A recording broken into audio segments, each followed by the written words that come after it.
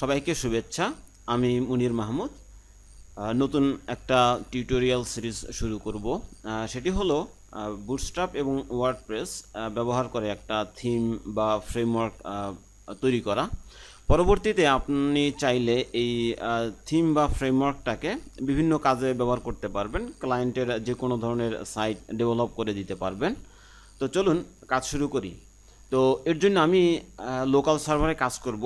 আর আমার operating system হচ্ছে Windows 10।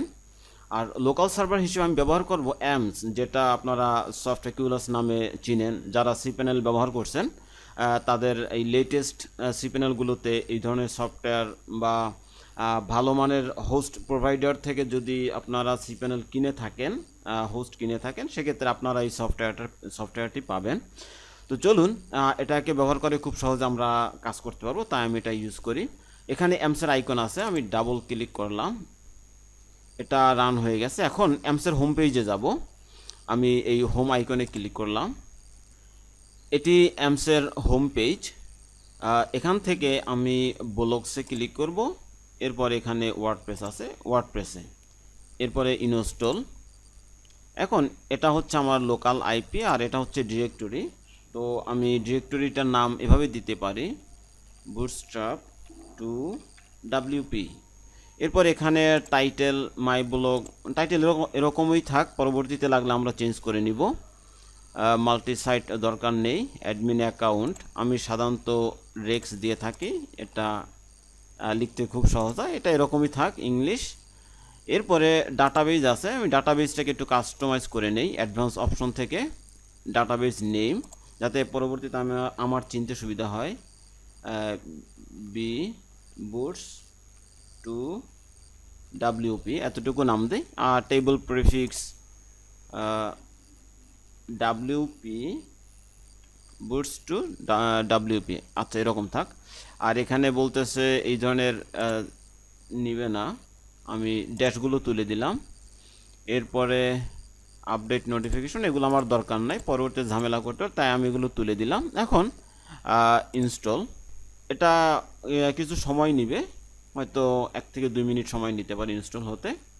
আমি আপনাদের পরামর্শ দিব যে অ্যামসটি ইউজ করতে, কারণ এটাতে পিএইচপি মাইডমেনে গিয়ে ডাটাবেস তৈরি করা আমার কাছে অনেক সমস্যা মনে হয়। তো এটা ব্যবহার করলে দেখা যাবে যে 1 ক্লিকে আপনি ইনস্টল করতে পারতেছেন, কোনো ডিরেক্টরি তৈরি করতে হবে না, এক্সট্রাক্ট করতে হবে না, তারপরে ওয়ার্ডপ্রেস ডাউনলোড করতে হবে না। আর এখান থেকে ডিলিট করা যায়, আনইনস্টল করা যায়, সব কিছুই খুব সহজে করা যায়। তাই আপনারা এটা ব্যবহার করবেন। ওয়ার্ডপ্রেস ইনস্টল হয়ে গেছে, আর এখানে আপনারা দেখতে পাচ্ছেন যে ওয়ার্ডপ্রেসের লেটেস্ট ভার্সনটি ইনস্টল হয়েছে। তো চলুন আমরা এটাতে লগ ইন করি। এখানে 2টি ইউআরএল আছে, এটা হচ্ছে লগ ইন, আমি দিয়েছিলাম রেক্স, এখানেও রেক্স দিয়েছিলাম, লগ ইন করলাম। আর ওয়ার্ডপ্রেসে লগ ইন করতে হলে আপনি আপনার মেইন যে ইউআরএল আছে, মেইন ইউআরএলের পরে wp-admin দিবেন, এরপরে এন্টার দিলে আপনি লগ ইন করতে পারবেন। তো অ্যাপিয়ারেন্সে গিয়ে আমি এখানে আমার 3টা থিম সবসময় থাকে, আর 3টা থিমই আছে, আমি এই 2টা ডিলিট করে দিব। এর জন্য আপনি চাইলে এখান থেকেও ডিলিট করে দিতে পারেন, আবার এখান থেকেও ডিলিট করে দিতে পারেন। এর জন্য আপনি আমি অ্যামস ইনস্টল করেছি সি ড্রাইভে, অ্যামস, এরপর এখান থেকে www, তারপরে এই যে আমি যেই নামটি দিয়েছিলাম বুটস্ট্র্যাপ টু ডাব্লিউপি, এটাতে ঢুকলে আপনি ডাব্লিউপি থিমস, এরপরে 16 রেখে বাকি 2টা আমি ডিলিট করে দিব।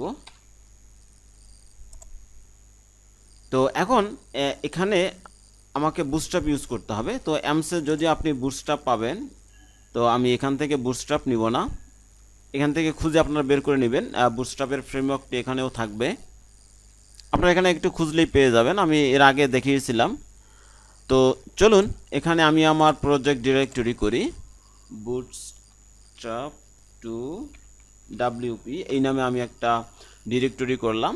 এর মধ্যে আমি কয়েকটা ফাইল তৈরি করব।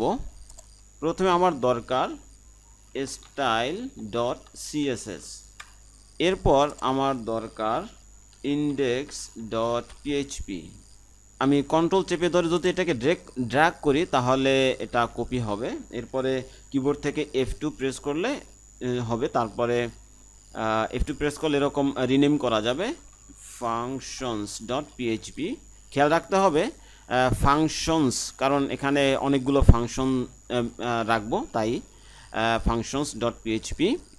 এরপরে header.php, তারপরে footer.php। ওকে, তো এখানে আরেকটা স্ক্রিনশট দিব। তো আমরা মোটামুটি এই ফাইলগুলো তৈরি করলাম। এখন এই style.css এর মধ্যে আমাকে কিছু কোড রাখতে হবে। তো এটাকে আমি রান করলাম। আমি কোড এডিটর হিসেবে সবসময় ইউজ করে থাকি, যদি ছোট প্রজেক্ট হয়, সাবলাইম টেক্সট 3, এটা ভার্সন হচ্ছে 3 লেটেস্ট। তো এটাতে কাজ করতে অনেক সুবিধা আছে। তো চলুন এটা ধীরে ধীরে দেখব। এখন আমরা এখানে আমাদের এই থিমটাকে অ্যাক্টিভ করতে হলে আমাদের কিছু কোড দিতে হবে। তো তার আগে চলুন যে আমরা যে ফাইলগুলো তৈরি করেছি এই ফাইলগুলোই এভাবে রেখে, অর্থাৎ আমাদের ফাইল সবগুলোই ব্ল্যাঙ্ক, এখানে এই ফাইলের মধ্যে কোনো কোড নেই। এখন যদি আমি এখানে থিমসে বা এই পেজটাকে রিফ্রেশ দেই তাহলে মোটামুটি এরকম একটা চলে আসে। তো এরকম নাম অথবা এরকম কিছু আনতে হলে আমাকে আরও কিছু কোড লিখতে হবে। এর জন্য আমি style.css-টাকে রান করেছি। এখানে আমি কিছু কোড দিব, যে কোডগুলো আপনি গুগল সার্চ করেও নিতে পারেন অথবা 2016 থিম থেকেও নিতে পারেন। তো আমি 2016 থিমের style.css-টি রান করলাম। এটা হোম পেজ, আপনি সিএসএসে অনেক সময় থাকে, এটা না, জাস্ট মেইন থিম ডিরেক্টরিতে আপনি style.css নামে একটা ফাইল পাবেন। এটাকে রান করলে এরকম কিছু কোড পাবেন, এরকম কিছু কোড। তো শুরুর যে কোডটুকু আছে আমি এটুকুই কপি করলাম এবং এখানে পেস্ট করলাম। এটুকু মুখস্থ করার কিছু দরকার নেই। আপনি টেক্সট ডোমেইন থাক, তারপরে লাইসেন্স ভার্সন পর্যন্ত থাক, আর ডেসক্রিপশন আমরা আমাদের মতো করে দিব। তারপরে থিমের নামটা দেই বুটস্ট্র্যাপ টু ওয়ার্ডপ্রেস। এরপরে থিম URI দিতে হবে। থিম URI আমি যে কোনো একটা দিয়ে দিলাম, mahmood.com, এটা তুলে দেই। তারপরে অথর আমার নামটা দিয়ে দেই। তারপর অথর URI আমি এটাই দিতে পারি, অথবা আপনার ডোমেইনের পর কোনো URL থাকতে পারে সেটাও দিতে পারেন। Description bootstrap to WordPress theme development tutorial series, আর ভার্সন 1 থাকলো। আর এটার নাম দিতে পারি BTWP এরকম থাকতে পারে, অর্থাৎ বুটস্ট্র্যাপ টু ওয়ার্ডপ্রেস। তো এখন আমি যদি এটাকে আবার থিমসে বা পেজটাকে রিফ্রেশ দেই, সেক্ষেত্রে আমি আমার থিমের নামটা দেখতে পাচ্ছি বুটস্ট্র্যাপ টু ওয়ার্ডপ্রেস। এই থিম ডিটেলসে ক্লিক করলে আমি এরকম বিস্তারিত দেখতে পাবো এটা।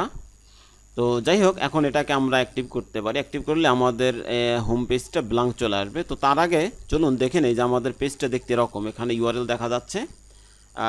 এটাকে রিফ্রেশ দিলে সেম এই পেজটাই থাকবে, আমরা এই পেজটাই দেখতে পাচ্ছি। এখন আমি যদি আমার এই নতুন থিমটাকে অ্যাক্টিভ করি, তাহলে যেহেতু এখানে কোনো কোড নেই তাই এখন আমি রিফ্রেশ দিলে এটা ব্ল্যাঙ্ক চলে আসবে। তো আমরা মোটামুটি একটা থিমের কিছু কাজ করলাম, থিমটাকে অ্যাক্টিভ করলাম। এরপরে আমরা বুটস্ট্র্যাপ এটাকে এর সাথে বুটস্ট্র্যাপ ইন্টিগ্রেট করব। তো চলুন পরবর্তী টিউটোরিয়ালে বাকি কাজগুলো দেখা যাক। সবাইকে ধন্যবাদ আজকের এই টিউটোরিয়ালের সাথে থাকার জন্য।